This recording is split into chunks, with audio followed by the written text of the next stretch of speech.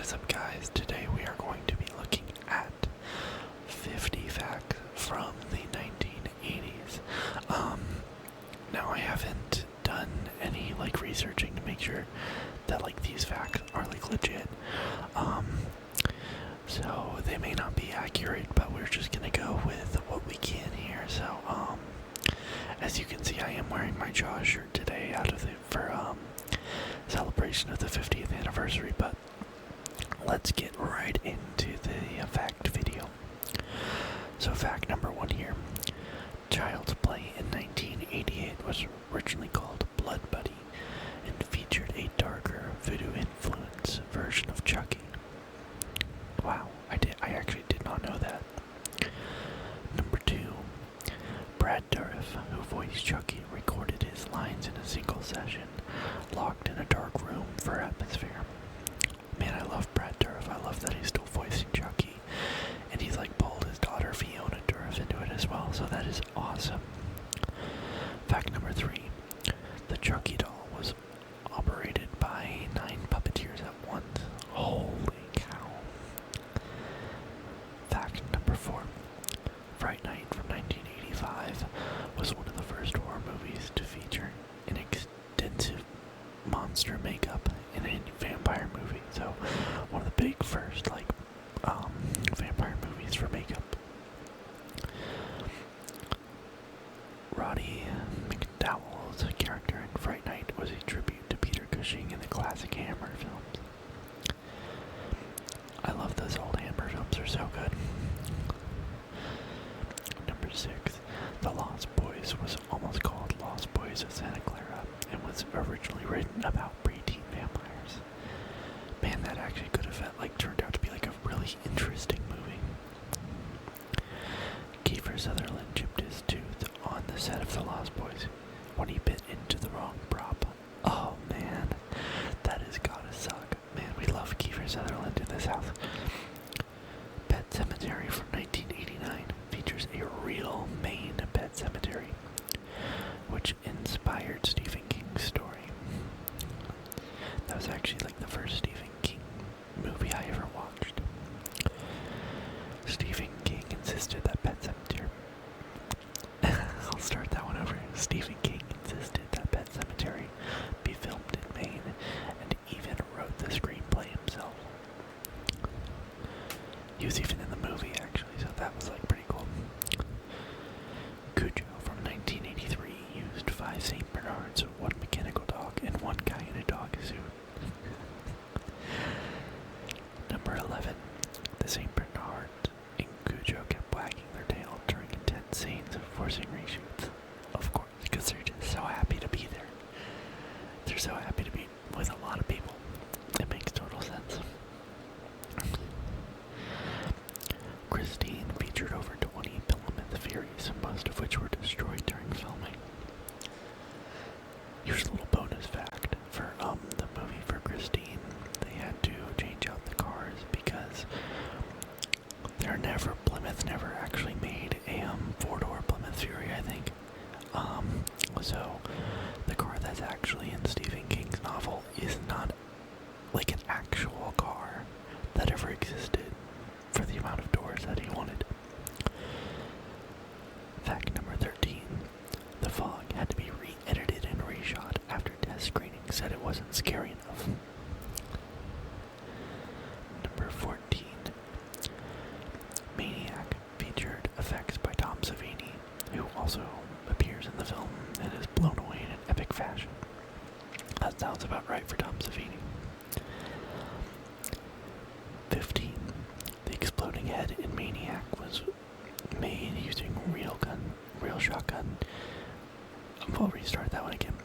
The exploding head in Maniac was made using a real shotgun in the cast, so Savini's head filled with food scraps.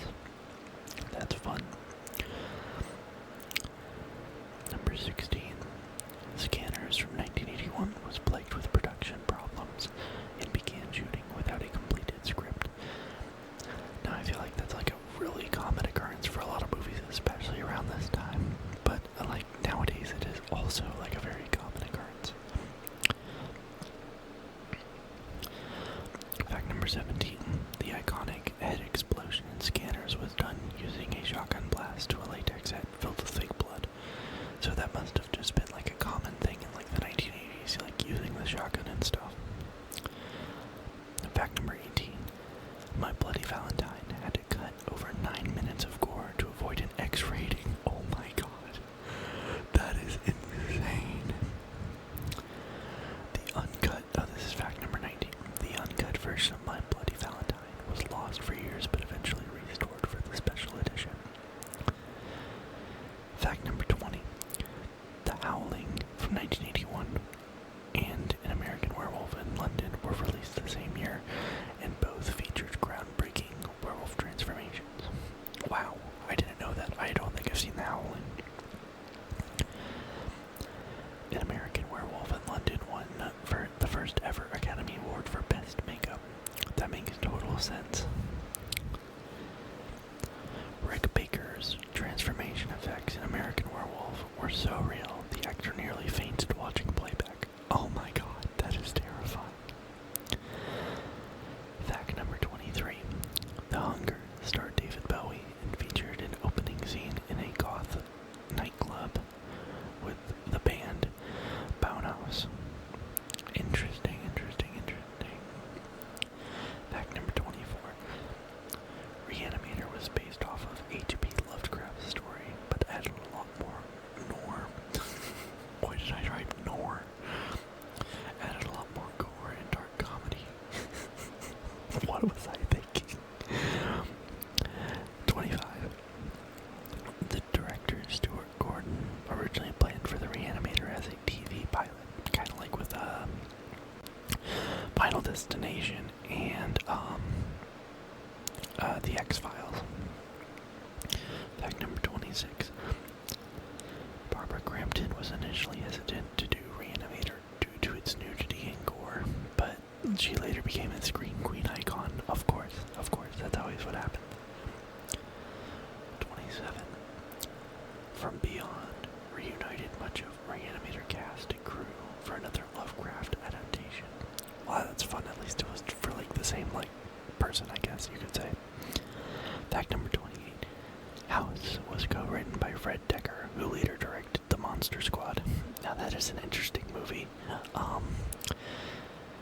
that we're about to get to now. The Monster Squad featured classic Universal-style monsters, including the Gillman, who actually couldn't even see out of his suit. That's funny. Fact number 30.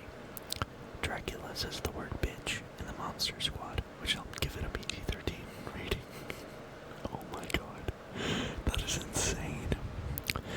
Fact number 31. Gremlins was originally much darker. Gizmo was supposed to become Stripe, the villain. Man. Fact number 32.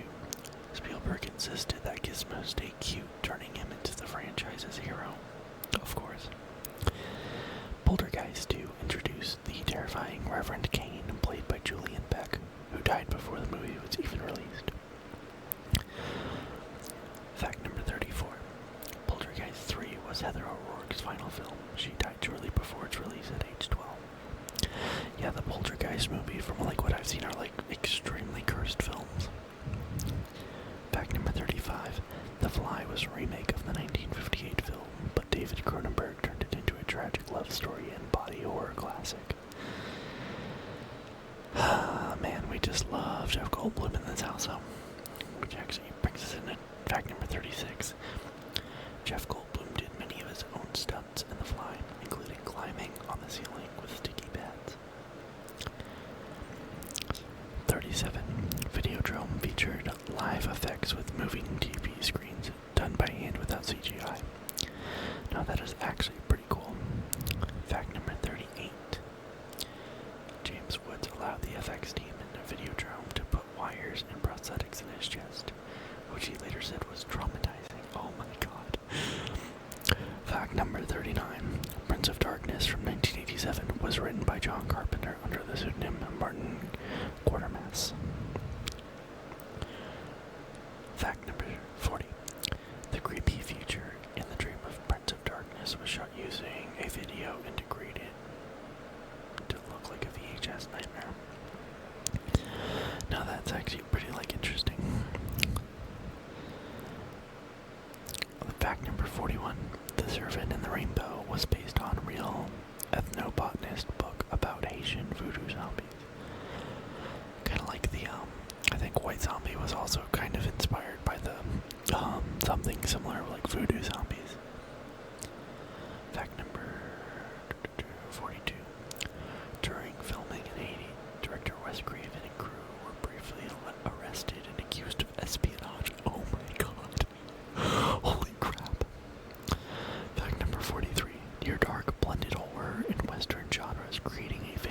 outlaw cult classic.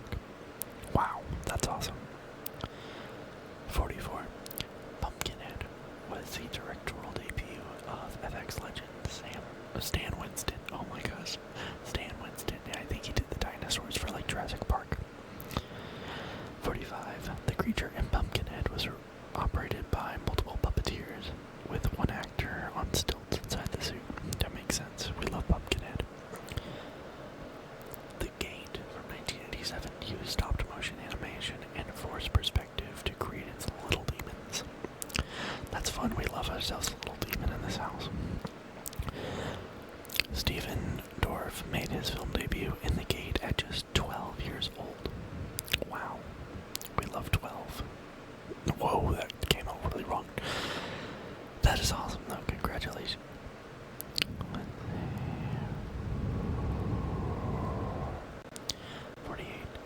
Buried and Dead was written by Dan O'Bannon, the same writer behind Alien and Return of the Living Dead. Wow. I had done another video like this beforehand, but I accidentally recorded 2 audio tracks simultaneously. That was completely ruined. And I had like a lot of Return of the Living Dead facts, so maybe I'll go back and do that one all over again next. Fact number 49. Return of the Living Dead introduced zombies that talk and run, a big break from the Romero-style slow undead. Final fact number 50. The punk rock zombie Tarman from Return of the Living Dead was played by a professional contortionist in a rubber suit. Wow. That is awesome.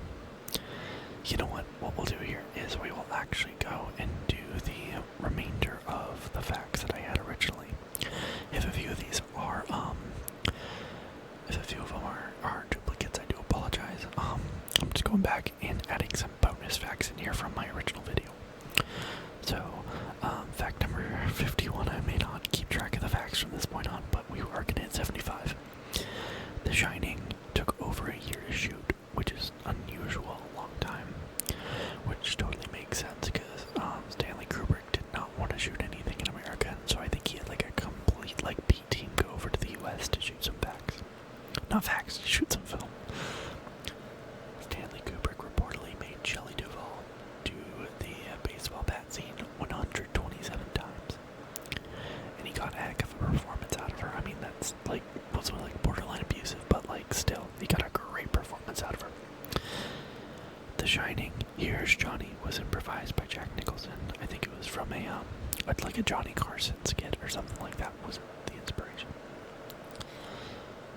Stephen King hated Kubrick's adaptation of The Shining, and so Stephen King went and made himself another version of The Shining, which is like a 4-hour miniseries. It was actually kind of fun to watch, in my opinion. Friday the 13th was originally titled A Long Night at Camp Blood. Wow, it was a long night with Kevin Bacon. Jason Voorhees wasn't the killer in the first Friday the 13th. It was his mother, Pamela Voorhees. Yep. Friday the 13th, Part 3 was filmed in 3D and required special effects tricks with yo-yos and pitchforks. Man, we loved the 3D craze of the early 1980s. Shout out to Jaws 3D, which still is the greatest 3D movie of all time. Actually, this Creature from the Black Lagoon, just because it was made in the 50s, but that's another thing. Tom Savini, FX legend, turned down Friday the 13th Part 2 to work on The Burning. We love Tom Savini in this house. A Nightmare on Elm Street was inspired by the real-life reports of people dying in their sleep. Freddy Krueger's glove was made using real steak knives. Robert Englund, who played Freddy, was not the first choice. It was actually David Warner. Johnny Depp's first film was A Nightmare on Elm Street. I feel like that's a pretty well-known fact. I don't know why I put that one in here. The Blood Geyser scene in Nightmare was shot upside down using a rotating room. The Thing from 1982 bombed at the box office largely because it was released shortly after E.T. and was way too dark for audiences.